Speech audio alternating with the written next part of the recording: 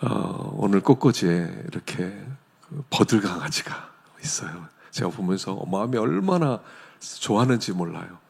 버들강아지는요, 새봄의 전령사예요. 이제 드디어 봄이 오고 있다, 이런 뜻이거든요. 마음이 굉장히 이렇게 좋더라고요. 여러분, 오늘 본문 말씀이 그런 말씀이거든요. 지금 오늘 본문 말씀의 내용은 뭐냐면, 이스라엘 백성들이 지금 포로 생활을 시작하게 되었어요. 나라는 망했습니다. 북쪽 이스라엘도 망하고 남쪽 유다도 망하고, 남쪽 유다는 망한 다음에 백성들이 다 바벨론으로 포로 생활을 시작합니다. 70년 동안 포로 생활을 합니다. 근데 그 포로 생활은요, 광야 생활이에요.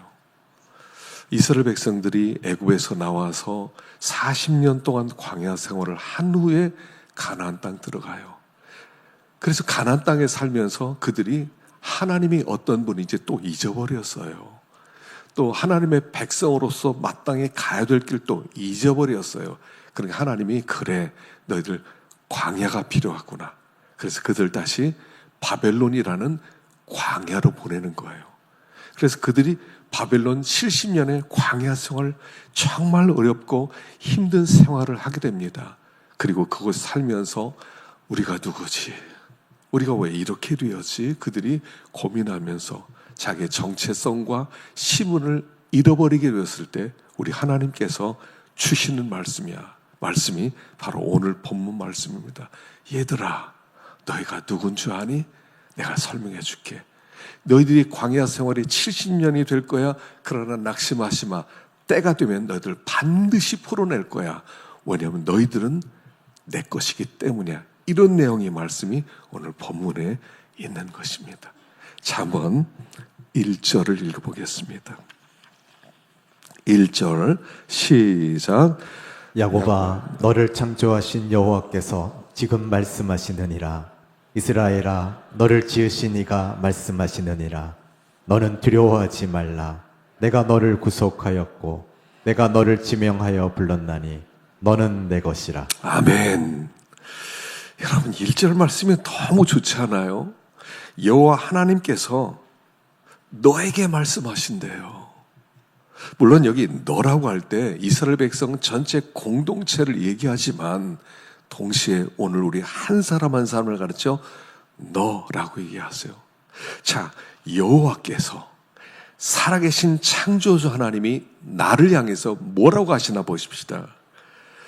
너를 창조하신 여호와께서 지금 말씀하시느니라. 너를 창조했다.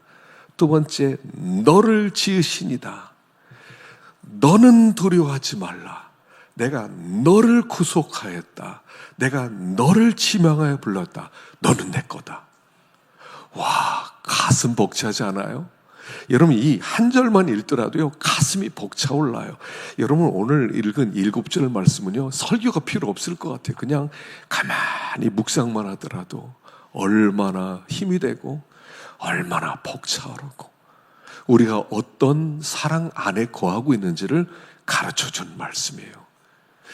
다른 사람들이 나에게 뭐라고 하는 거 여러분 중요하지 않아요.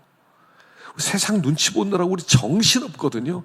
저 사람이 나를 뭐라고 생각할 거야. 내가 이렇게 하면 저 사람 나 뭐라고 할 거야. 이 사람이 뭐라고 할 거야. 우리 친구는 뭐라고 할 거야. 안 돼. 그렇게 못해.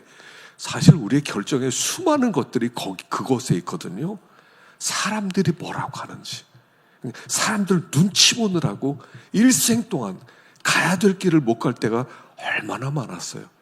근데 그들이 나에게 뭐 해준 게 있어요? 해준 게 뭐예요? 나에게 잘 보이면 뭐 떡이라도 갖다 주나요? 아니에요. 그들이 뭐라고 하든 전혀 중요하지 않아요. 진짜 중요한 것은 뭐냐면 하나님이 나에게 뭐라고 하느냐는 거예요. 하나님이 나에게 뭐라고 하느냐, 이게 우리에게 가장 중요한 거예요. 영원한 운명이 좌우되고 있다는 것입니다. 하나님이 뭐라고 하느냐. 근데 여기요, 4가지로 얘기하세요. 자, 첫 번째는 너를 창조했다. 두 번째는 너를 지었다. 세 번째는 너를 구속했다. 네 번째는 너를 지명하여 불렀다. 네 가지로 얘기하세요. 자, 이 네 가지의 그 히브리어 단어가요, 조금 다른데 이렇게 표현해요. 창조했다. 이건 빠라라는 단어예요. 빠라. 무에서 유를 만들었다는 거예요. 있는 것에서 있는 거를 새롭게 만든 게 아니라 없는 것에서. 우리는 없었던 존재예요. 근데 있게 하셨어요. 내가 존재한 것은요, 그분이 그렇게 만드신 거예요. 두 번째, 여기 지었다 하는 얘기는 야차르란 단어인데요. 토기장이가 진흙으로 어떤 작품을 만드는데 완전하게 만들었다는 뜻이에요. 컵을 만들면 컵에 뭐 손잡이는 안 만들고 이렇게 만들었다, 불완전하게 만들었다, 이게 아니라 완벽하게 만들었다, 이런 뜻이에요. 하나는 우리를 완벽하게 만들었어요. 세 번째, 여기 구속했다 하는 얘기는 갈이란 단어인데, 이 갈이란 단어는 이런 겁니다. 내가 컵을 만들었어요. 근데 어떤 도적이 와서 컵을 도둑질해 갔어요. 그래서 내가 그걸 알고 쫓아가서 내놓으라고, 내 컵이라고 그랬더니 그냥 못 줘. 돈 내놔. 알았어, 돈 줄게. 근데 너무 비싼 값을 부르는 거예요. 상상할 수 없는 값을 불러요. 그래서 할 수 없이 내가 있는 거 없는 거 다 팔아서 주고 그 컵을 찾아오는 거예요. 바로 그게 갈이란 뜻이에요. 그 다음에 지명하여 불렀다. 이건 쉐임이란 뜻인데요. 이름을 주었다는 거예요. 근데 히브리 사람들은 이름을 주었다는 것은 그에게 소유권과 주권과 지배권이 그에게 있다는 뜻이에요. 이름 준 사람. 그러니까 이 아담이 동물들의 이름을 지어줬다는 것은 소유권과 주권과 지배권이 사람에게 있다 하는 이런 뜻이에요. 그러니까 우리가 이런 존재라는 겁니다. 하나님이 빠라 하시고 야차르 하시고 가알 하시고 쉐마심으로 말미암아 우리가, 내가 내 것이 아니라 그의 것이라는 거예요. 그의 것이 되어서 이제는 그가 모든 것을 주장한다는 뜻이에요. 그런데 이게 굉장한 복이라는 거예요. 내가 내 것이다 그러면 내가 내 인생 책임져야 돼요. 이 힘도 없는 내가 이 험악한 세상을 내 힘으로 막 파헤쳐 들어가야 돼요.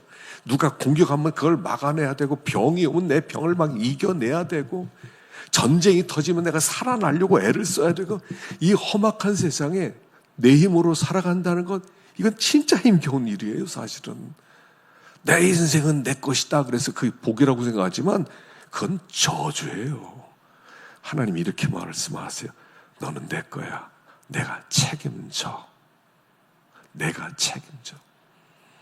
여러분, 지금 제일 강한 나라가 미국입니다. 자, 미국이 시민권을 받았다 하십시다. 그러면요, 그때부터 이 사람을 미국이 보호해요. 머리가 좋든 머리가 나쁘든 그 사람이 어떤 사람이든 관계없어요. 그 사람이 이렇게 연약하든 그 사람이 강하든 그 사람이 어리든 그 사람이 나이를 먹었든 관계없어요. 그 미국 시민권 가진 사람이 어떤 나라 가서 해를 받으면 미국이 가지고 따져드는 거예요. 왜 그랬어? 내 백성 왜 건드렸어? 왜 건드렸어? 그러니까 꼼짝 못하는 거예요. 그게 소유권이라는 거예요. 우리가 하나님의 것이 되었다는 거, 하나님의 소유가 되었다. 이 땅에서 이런 뜻이에요. 누구든지 내 것 건드리면 내 모든 명예와 내 모든 힘을 다해서 그걸 건져내고 그를 고통스럽게 하는 그를 내가 제압해버릴 거야. 이런 뜻이에요. 그게 성도들이라는 거예요. 그게 나라는 거예요. 그러니까 너는 내 거야 한다는 것은요, 굉장히 영광스럽고 굉장히 안정된 말이에요. 내가 하나님의 것으로 하나님이 삼아주셨다는 것이 그게 복인 거예요. 예수 믿는 사람은요, 복 터진 사람이에요. 이거 몰라서 그래요. 몰라서 그래요. 하나님의 것 되었다는 거, 하나님이 지켜주신다는 얘기예요. 옛날에 그런 이야기 있잖아요. 근데 스코틀랜드에서 한 농부가 개 한 마리가 왔다 갔다 하더래요. 이렇게 누가 씻겨준 사람도 없어서 그냥 털도 더럽고요. 때가 꼬질꼬질 먹지도 못해서 뺏싹 마르고요. 불쌍해서 그 데려다가요. 먹이도 주고 씻겨도 주고 그랬대요. 그리고 목걸이를 보니까 목걸이가 있는데 목걸이 보니까 이름이 있더래요. 빕스대로 빕스. 그래서 빕스구나. 그런데 그 밑에 작은 글씨로 써 있더래요. 대영 제국의 소유 이렇게 써 있더래요. 알고 보니까 여왕 부부가 거기 잠깐 이렇게 왔다가 개를 잃어버린 거예요. 그래서 개를 찾기 위해서 전국에 방을 붙였던 거예요. 근데 그 개예요. 가져갔더니요, 엄청난 보상을 해주더래요. 개도요, 누구 소유냐는 거예요. 우리가 누구 소유냐는 거예요. 하나님보다 자꾸 독립하려고 하지 마세요. 하나님 없이요, 불편해요. 내가 알아서 할게요. 평소에는 괜찮아요. 위기가 닥칠 때가 문제예요. 인생에 위기가 올 때가 문제예요. 하나님의 것으로 사는 게 좋아요. 하나님 우리를 부르세요. 너 내 거야. 그때부터는 지키는 그 사람 명예를 걸고 자기의 힘 전부를 걸어서 지켜주신다 하는 얘기예요. 비록 그들이 포로로 끌려가 있지만 하나님이 그들 향해서 너희들 내 거야 라고 말씀하고 있다는 거예요. 그래서 두려워하지 마. 두려워하지 마. 네가 네 인생 책임지려고 하지 마. 네 건강 책임지려고 하지 마. 너는 내 거야. 내가 지켜. 라고 말씀하는 거예요. 그래서 여기 성경 한번 읽어봅시다. 시편 16편 3절 시작.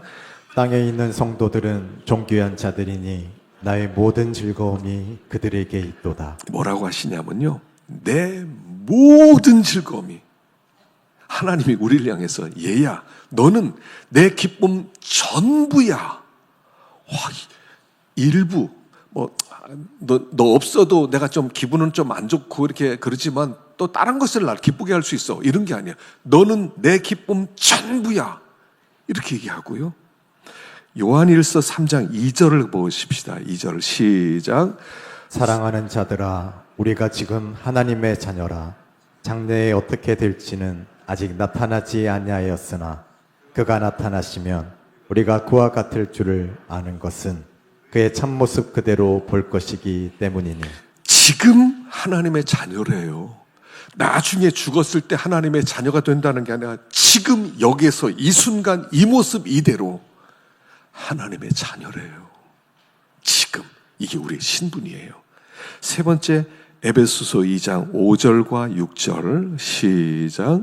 허물로 죽은 우리를 그리스도와 함께 살리셨고 너희는 은혜로 구원을 받은 것이라. 또 함께 일으키사 그리스도 예수 안에서 함께 하늘에 앉히시니. 이게 다 현재형이에요. 허물로 죽은 우리를 그리스도와 함께 살리셨고 함께 일으키시고 함께 하늘에 앉히신 것이 이미 일어난 일이라는 거예요. 이미 우리는 이 땅에 살고 있는데 하늘에 앉혀진 자처럼 영광과 존귀로 관 씌운 자들이다 하는 거예요. 그래서 우리는 우리를 볼 때 내 머리에 멸관이 하나 씌어진 것을 봐야 돼요. 금관이 하나 씌어져 가지고요, 참 존귀하다. 하나님 우리를 참 존귀하다 이렇게 본다는 것을 알아야 된다 하는 것입니다. 자, 두 번째 2절을 읽어보겠습니다. 2절 시작. 내가 물 가운데로 지날 때에 내가 너와 함께 할 것이라. 강을 건널 때에 물이 너를 침몰하지 못할 것이며 내가 불 가운데로 지날 때에 타지도 아니할 것이요 불꽃이 너를 사르지도 못하리니 대저 나는 여호와 내 하나님이요 이스라엘의 거룩한 이요 내 구원자임이라. 내가 애굽을 너의 속량물로 구스와 스바를 너를 대신하여 주었노라. 아멘. 신앙생활 하는데요, 항상 좋은 것만이지 않아요. 항상 평탄하고 항상 기쁜 일이 있고 항상 열리고 이러질 않아요. 신앙생활에는 여기에 물이 우리를 덮칠 수도 있고 불이 우리에게 찾아올 수도 있다 하는 것을 이야기하는 거예요. 그래서 성경에서 자주 우리에게 하신 말씀이 뭐냐면 좌로나 우로나 치우치지 말라는 말씀을 자주 하세요. 좌로나 우로나 치우치지 마라. 그 얘기는 뭐냐면요, 극단으로 가지 말고 균형을 잡으라는 거예요. 성경은 두 가지를 다 얘기해요. 믿음으로 살면, 여호와의 율법을 묵상하고 그 안에 기록된 대로 행하면 내가 평탄해지고 형통할 것이다, 이렇게 얘기하세요. 그런데 그것만 있지 않아요. 무릇 그리스도 예수 안에서 경건하게 살고자 하는 자는 핍박을 받으리라, 이렇게 얘기하세요. 좌도 얘기하고요, 우도 말씀하세요. 한쪽으로 치우치지 말라는 거예요. 예수 믿으면 무조건 잘 됩니다. 예수 믿으면 평탄하기만 합니다. 그렇게만 말하지 않으셨어요. 좌로 치우치지 마세요. 우도 있어요. 너에게 하나님 나라에 들어가려면 많은 환난을 겪어야 할 것이냐, 이런 말씀도 있어요. 그렇지만 그쪽으로 극단으로 그것만 또 붙들지 말라는 얘기예요. 고난도 있을 수 있어요. 그러나 때로 평탄한 길도 주세요. 균형 잡힌 삶을 살아가는 거예요. 그래서 여기에 지금 이런 말씀이 있는 거예요. 물이 너에게 덮칠 수도 있고 불이 너에게 찾아올 수도 있다 하는 거예요. 근데 중요한 것은 뭐라고요? 그 고난 속에서 누가 나와 함께 하느냐는 거예요. 여기 내가 물 가운데로 지날 때 내가 너와 함께 할 것이라. 함께 할 것이라. 여러분, 이 광야길에서 중요한 것은 뭐냐면 내가 혼자 가느냐, 예수님과 함께 가느냐의 문제라는 거예요. 함께 가느냐. 함께 가면 그 길이 어떤 길이라도 마침내 안전한 길이고 하나님의 목적을 이루고 그리고 거기를 터널처럼 빠져나오지만 하나님이 함께하지 않으면 거기는 막힌 굴이 되는 거예요. 누가 함께하느냐예요. 하나님이 함께하면 어떤 사람들이 나에게 장애물을 가로막고 나를 망하게 만들고 너를 끝장내겠다 하더라도 하나님이 함께하면 그들이 무너지지 난 무너지지 않아요. 하나님이 함께하지 않으면 작은 돌뿌리 하나에도 우리는 넘어질 수밖에 없다는 거예요. 하나님이 함께하느냐는 거예요. 신앙생활이 중요한 것은 하나님이 함께하신다는 거예요. 여기 하나님이 함께 하시겠다라고 말씀하셨어요. 왜 그렇게 말씀하셨어요? 3절에 보니까 내가 애굽을 너의 속량물로 주고 구수와 수보를 너를 대신하여 주었기 때문이다. 내가 너를 내 것으로 만들기 위해서 내가 어떤 대가를 지불했는지 알아? 라고 말씀하세요. 자, 그들을 건지기 위해서 어떻게 합니까? 애굽에서 종살이 하는 그들을 건져내기 위해서 바로왕을 혼내주죠. 처음에는 나일강에 물이 피가 되게 만듭니다. 개구리를 보냅니다. 파리를 보냅니다. 이를 보냅니다. 전염병을 보냅니다. 우박을 보냅니다. 별별 일을 다 해요. 그래도 이 바로가 보내질 않아요. 그러니까 마지막에 어떡합니까? 알았다. 네가 항복 안 해? 내가 포기할 것 같으냐? 알았다. 그러더니 장자재앙을 보내시는 거예요. 그래서 첫 번째 난 것을 다 죽여요. 바로왕의 첫 번째 아들을 죽여요. 그리고 그 대신아들의 첫 번째 아들 다 죽여요. 백성들 첫 번째 아들들 다 죽여요. 사람만 죽여요? 짐승도 다 죽여요. 짐승 중에 소 중에 첫 번째 나온 새끼 다 죽여요. 양 첫 번째 다 죽여요. 그 뜻이 뭐예요? 애굽을 다 죽였다는 얘기예요. 이스라엘 백성 200만을 건지기 위해서 애굽을 다 죽여버렸다는 얘기예요. 하나가 죽었다는 것은 다 죽었다는 뜻이거든요. 내가 너희를 구원하기 위해서 애굽 싹 죽였어. 이게 내 의지야. 내가 쉽게 너희를 포기할 것 같아? 포기 안 하지. 우리가 어떻게 구원을 받았어요? 예수님을 죽이고 우리를 구원했다고요. 하나님이 예수를 십자가에 못 박아놓고 이제 너는 내 거야. 그래서 그 값을 지불한 게 갈이에요. 기업을 물러주시는 거예요. 그런데 내가 너희 포기할 것 같으냐? 나 너희들 포기하지 않아. 너희들 연약하고 너희들 부족하고 그래도 나는 너희들을 포기하지 않아. 그래서요, 하나님이 우리를 무슨 어려움이나 무슨 장애물이 있다 하더라도 내가 이 세상에서 당할 수 있는 가장 큰 고난을 겪는다 하더라도 나는 너 포기하지 않아. 라고 말씀하는 거예요. 울 가운데, 불 가운데 너와 함께 있을 거야 라고 말씀하세요. 그래서 주님이 내 곁에 계시구나 이렇게 믿으라는 거예요. 자, 세 번째 보십시다. 세 번째 6절 말씀 보겠습니다. 6절 말씀 시작. 내가 북쪽에게 이르기를 내놓으라. 남쪽에게 이르기를 가두어 두지 말라. 내 아들들을 먼 곳에서 이끌며 내 딸들을 땅끝에서 오게 하며 내 이름으로 불려지는 모든 자 곧 내가 내 영광을 위하여 창조한 자를 오게 하라.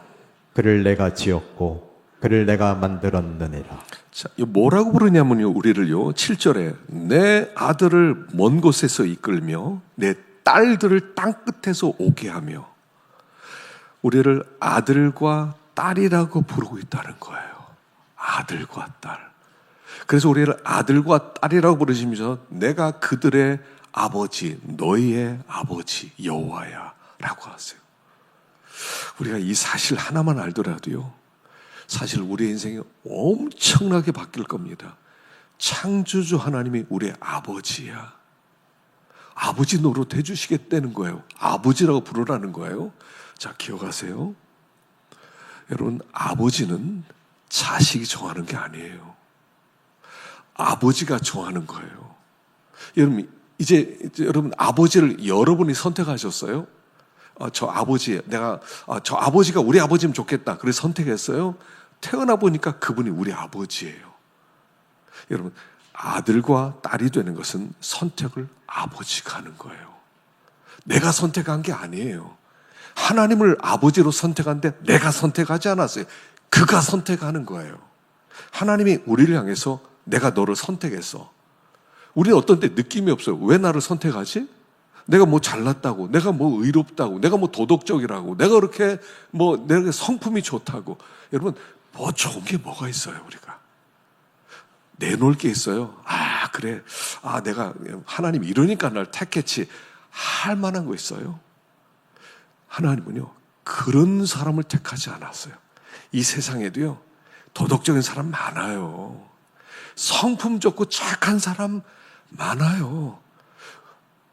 의리가 있는 사람들도 많아요. 근데 하나님 그런 사람 다 제쳐놓고 우리같이 연약한 사람을 선택했어요. 연약한 사람이에요. 이게 그의 의지예요. 제가 미국에서 공부할 때 우리 신학교에 어떤 관리인 같은 분이 있었어요.